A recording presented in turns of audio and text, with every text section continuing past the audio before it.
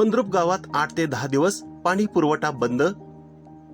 ग्रामसेवक नागेश जोडमोटे यांची माहिती. भीमा नदीच्या पात्रातील पाण्याची पातळी लक्षणीयरित्या कमी झाल्याने मंद्रुप गावाचा पाणी पुरवठा पुढील 8 ते 10 दिवस पूर्णपणे बंद राहणार असल्याची माहिती मंद्रुपचे ग्रामसेवक नागेश जोडमोटे यांनी पत्रकारांशी बोलताना दिली आहे.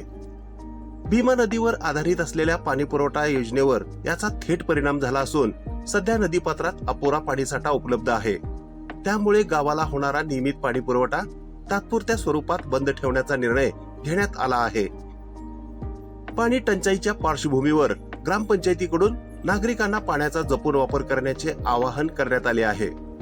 तसेच पर्यायी पाणी पुरवठ्याबाबत आवश्यक त्या उपाययोजना करण्यासाठी ग्रामपंचायत स्तरावर प्रयत्न सुरू असल्याचेही ग्रामसेवकांनी सांगितले आहे.